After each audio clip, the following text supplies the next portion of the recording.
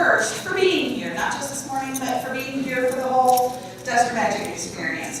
I'm so happy that you are here because you have been part of my experience. So thank you. I hope those of you that are here for the first time found something rewarding. I hope those of you who are returning have found the same kind of things we found when we have. So thank you for being here. So my name is Barbara Chamberlin. I'm at New Mexico State University. We're sort of unique that we have a learning games lab and a nonprofit development studio at the university.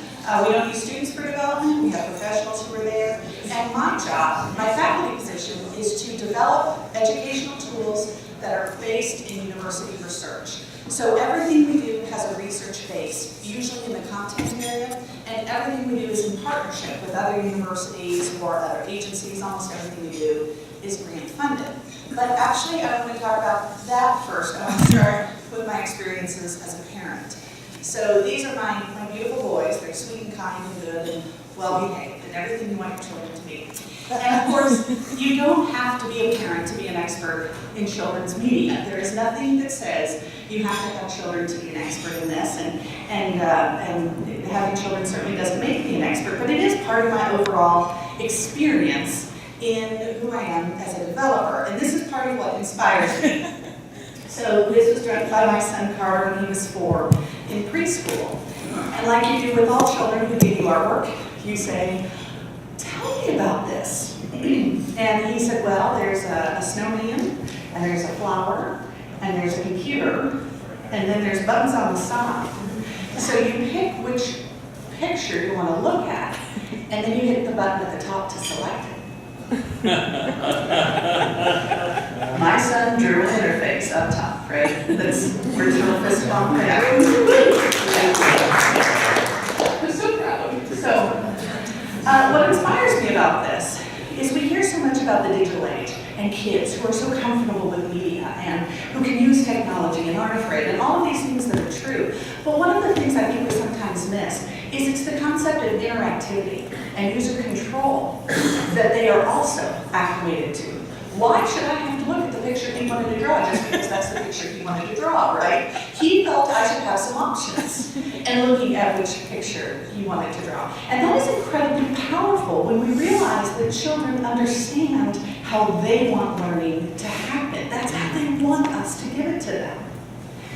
So my older son, Alex, was struggling a little bit in traditional classrooms, and we talked to teachers and to some of the folks at school, and we said, let's do some tests, let's do some assessments, and figure out what some of the challenges could be. And I am a huge fan of meaningful assessment. I said, do all the things, run all the tests, that's great. And I'm a parent, I'm a researcher, getting to look at all these tools, I was all over that. And I'm answering all the questions, filling them all out. What are your kids good at? Who do they talk to? What do they do at home? What were their first words? On it. So excited. Tell me about your child. Oh, I can talk non-stop about my child, as those of you who have friends on Facebook are well aware. So, questions, even the hard questions. You know, when you do psychological profiles of your children, you have hard questions you are asked, like, have they ever killed an animal for pleasure? Have they intentionally used home objects like bricks or bats to hurt other people? So some of these questions were hard to answer, but made me realize how fortunate we were. And I was smoking through all of them until I hit this one. What are your goals for your child's future? Which seems like a really easy question to answer. Because whether you have a child or not, you know, whether it's your child or someone else's child or the child you have in mind, what are your goals for your child's future? So what made me think as a parent of 2 children, oh, well, that's easy. Of course, I want them to go to college. Oh, well, unless, of course, college isn't the right option for them, because it's not the right option for everybody, and it's okay if they don't go, and I want them to, it's okay, so not that, but, you know, they should be prepared something for a high-paying job, except, of course, that's not the path I chose, and they don't have to choose, so that's actually not it. I want them to be well-traveled, I want them to see the world, unless they're doing some other really valuable things that might not be the right choice for them. Okay, I want them to have these kinds of beliefs that's similar to what I have. But no, because my parents and I have different beliefs, and they still think I'm a good person. So this simple question of what are your goals for your child really took to my core, what is it that I want? So then I started thinking that The most important thing is I want my child to be happy, right? I want my child to feel fulfilled in what it is in their life. I want them to be safe. I want them to be healthy and know how to be healthy. I want them to contribute to others, whether that's from a societal mission or a family. I want them to have a role in that. But then I realized these aren't goals. These are byproducts of other types of learning. So again, what do I want my children to do, to be, to have? And it was hard for me to answer that. So I went back to when I was a child. That's me. I was a looker. The denim hat from Kmart really played the ensemble. Yeah, that's my horse nugget. So what did my parents think they wanted this 8 or 9-year-old to be and do? How would they have answered to those questions? That's it. I was fortunate. I'm one of the lucky ones. I had remarkable parents. I had wonderful parents. I felt at every point in my life safe and loved. And they did wonderful things for me, except for the things they knew I had to do myself. I was tremendously fortunate. So what did they have as goals for me? I can't answer that. So instead, let me go to me as an adult and say, what is it that they are proud of me for? Because, that's a progression. Who would want that? They're a child. But so that was a little easier. So then I started thinking, okay, when I was a kid, they might have thought, they wanted me to know multiplication tables. That at some point was going to be their goal for me. It didn't work out with the 8s and the 9s, but it was with the 7s. I got them really well. So that's that. They want me to probably name the U.S. presidents. They want me to write a formal letter. They want me to know letters, colors, numbers, and shapes. That was one of their goals. But really, the things that I think now they are proud of me for is that I'm resilient, because I can get through some of those problems, and kind and capable. I know how to solve problems and how to think about things. I'm self-aware. I'm able to look at myself and reflect and think about what I need and what I'm doing. I'm inquisitive because I ask questions. I'm self-directed. I do lifelong learning throughout my life. I'm a problem solver. You're funny. I'm funny, and I'm active. I don't mean physically, obviously, but I'm active in my life and making choices and in the rules of other people, the lives of other people. I'm there. I don't let things happen. I make it happen. And so I think that these are really their goals for me, or at least I think these are the things that they maybe were proud of me for, or at least those are the things they've taught me to be proud of myself for. So that's when I think about my children, and your children, and all children, that's what I want. Oh, controlled impulses, I added that one in, financially and with other choices in my life. I've shown some discipline. So if these are the goals that I as a parent want in children, then in this room I have to ask this question, which is, as a developer, am I creating educational tools that teach children to be these things? And that's a hard question. Oh, you gotta be fast, man. I'll just go back. No, we're moving on. Watch the video. Okay. We're getting video. Now, I can send you the learning games outside. You can look at all the games we do, and I will tell you, as you would tell me, what is it that your games or your apps or your media teach? And we've got some stuff to teach. We've got content to teach. Fluency in building numbers and writing letters and being safe while writing ATVs and being aware of their credit score and able to place coordinate pairs on a grid and being safe in the kitchen. There are absolutely specific learning goals and content that we need our learners to know, that I want my learners to know. But there is a crucial difference, because there is what we learn and there is how we learn it. And you saw me on the horse. I also raised pigs with a thumb. But I'll tell you, there is an education you get raising animals that you don't get in other parts of your life. When it is prom night and you are dressed, the horses still have to be fed. And when you get that rare snow day in New Mexico and thank goodness the schools are actually canceled, you still have to go out and break ice in the water trough. There are amazing lessons learned. And I will tell you, to this day, I still cannot tell the difference between a Duroc pig and another pig. And I don't know the feed ratios for maximum, but I don't know. I learned all of that at one point, but that's not what turned me into who I was. It was the process of learning those things that have turned me into who I am. Okay. So I want to introduce another term. Many of you probably know this: security theater. The idea of security theater is it is the practice of investing in countermeasures intended to provide the feeling of improved security, while doing little or nothing to actually achieve it. So this was coined by Bruce Schneier, and we see this at airports all the time. An example that's often spoken of for this is National Guard with automatic weapons at an airport. If something terrible should happen that they react to, using automatic weapons is probably not going to make the situation better. Okay? Another example, you can have 2 little tubes of toothpaste, but you can't have a double-sized tube of toothpaste with the same amount of toothpaste.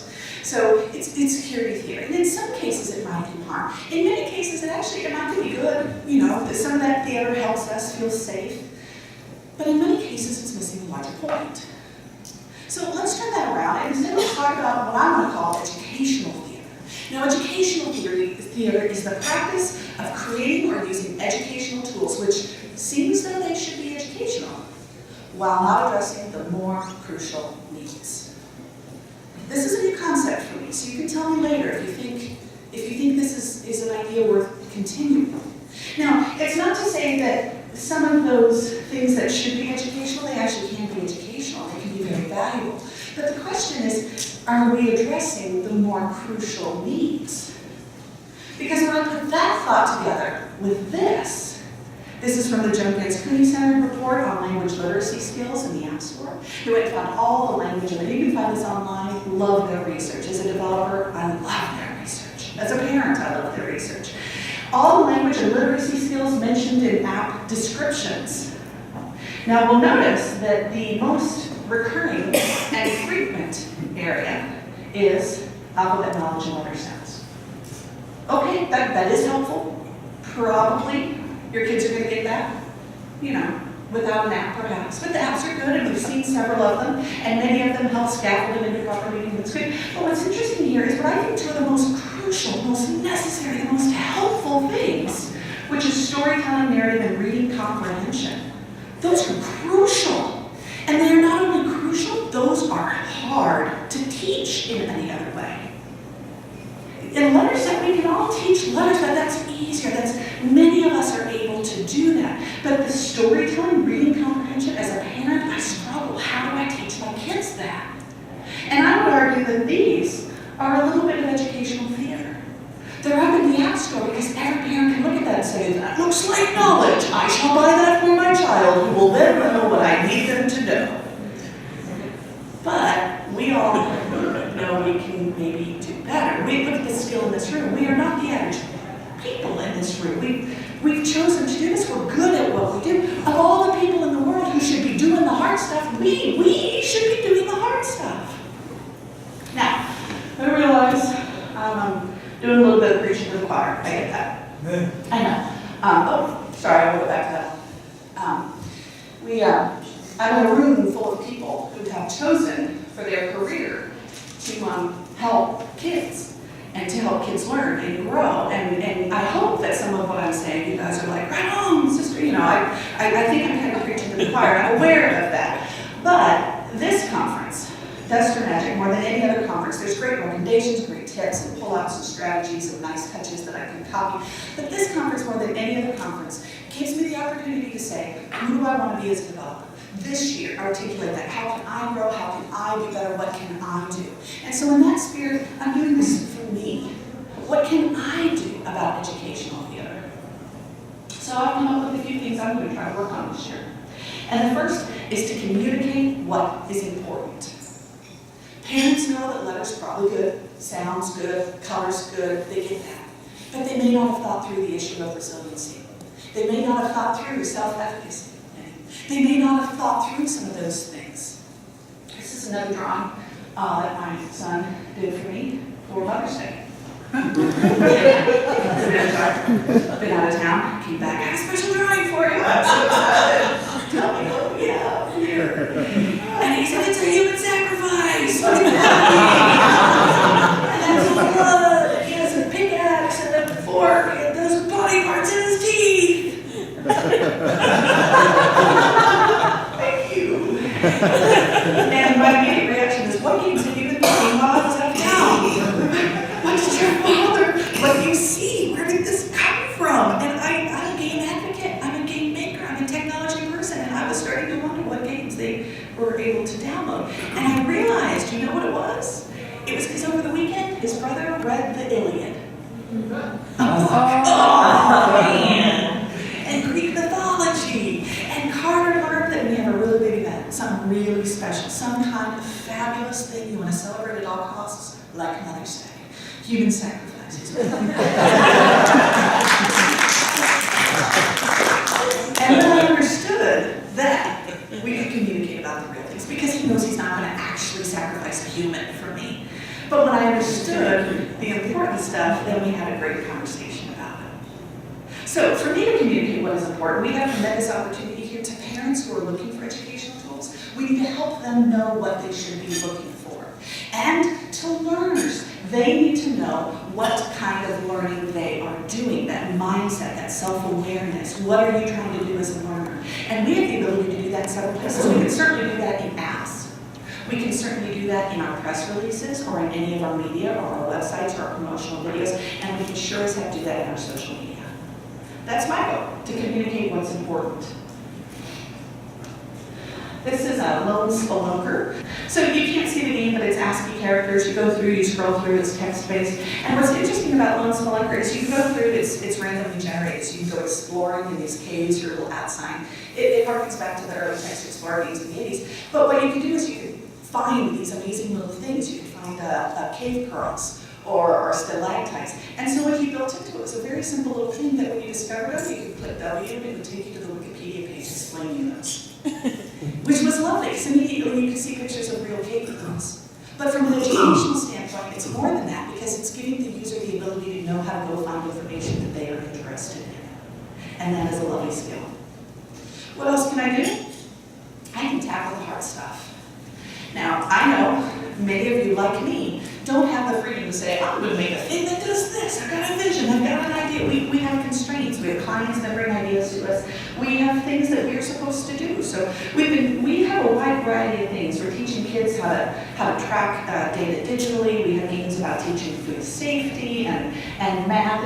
And these certainly have educational goals of their own. That's from our ATV game and helping kids learn about caloric balance. And those are my top level goals. Those are the things I have to teach. And so my goal in the coming year is to tackle the hard stuff, not by changing the content of what we're doing, but by maybe adding on to our existing objectives.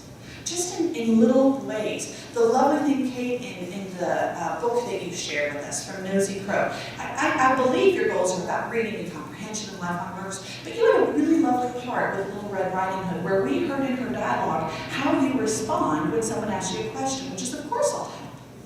Giving those kinds of language skills and how you phrase, how you react to problems. We saw that in Dan the Tiger. There are ways in how we meet our goals that teach those larger issues. I want to think about the way that they are learning, that process, not what they're learning, but how. Are they learning that there's value in the struggle? Are they learning that failure is a good thing? Are they learning it's important to reflect on what they've done? What we saw in Jesse's life cycle work, I think it was in the USA Today, and they reviewed it, and they said that students assess how hard they work. Not what they accomplish, but how hard they work. That is a lovely byproduct of a game, that students assess that themselves. It sends a powerful message. And of course, the goal for me is to not settle for the educational stuff, the theater, not to chase what seems educational. That's my job, is to know what's educational and to add into that. Now, the last thing I want to work on this year is to rethink what we measure. So I've mentioned Mass Snacks, a series of 5 games. We just finished a large-scale randomized control trial, which was fantastic. We had 700 users. It's one of a very few large-scale, rigorous studies that show math games work. We were thrilled. I was so happy to finally evaluate and assess at this level, especially since it showed our products were effective. And in May, we hit it, we did it, we met our goal. And what I'm realizing is that's the floor, it's not the ceiling. Games are being held to a higher standard, as they should be. Nobody's asking us to do rigorous randomized control trials on the effectiveness of, doing a worksheet with 22 second graders, and that's pretty prevalent in our educational structure, or listening, or doing group projects, or all the things we assume are educational. Nobody's asking for research on that, and they are about games, and that's okay. We'll put that in. But I want us to think more. It's not just about can they do the content now that they couldn't do before. That's important. I was delighted to hear about self-efficacy before, because that's one of the things we can see as an impact of our work. How about changing teacher language? Can I have games that change the way teachers talk about their confidence level to math, because we know that impacts learners? Or communication with parents? Can we get kids and adults talking to each other? Or self-efficacy, how they believe they can do, and their confidence in the task at hand, their ability to solve problems? How about voluntary time on task? Of the kids that played our Math Snacks games, about a third of that time was home on their own, not required by teachers. Doing math voluntarily, that's a good thing. Understanding the value of math. Do they just suddenly say math? Pretty important. That's a pretty big need change. Sharing with friends, do they share these games with others? How about increasing the trust in a teacher? These are all really incredibly important outcomes that I know your apps. Not all of them, but many of them, and I know you guys are doing more than just teaching content. Let's start trying to assess that and see how we can do that. Now, Chip, I want you to thank you for sharing the words from Fred Rogers yesterday, because the greatest gift you'll ever give is your honest self. That spoke to me so much yesterday, not only as a person in my personal dealings with people, it was such an incredible idea and thought. I had to immediately put it into a slide with 200-point text, so I would have that to reflect on. But as a developer, the greatest gift we will ever give is our honest selves in creating. Because being better is important, and being better at being better is our goal. And we in this room can do that, because we, more than anybody, know what has to be done. We will let them take the easy things. Let's, in this room, grab the harder things, in full honesty, creating the tools that we know have to be done.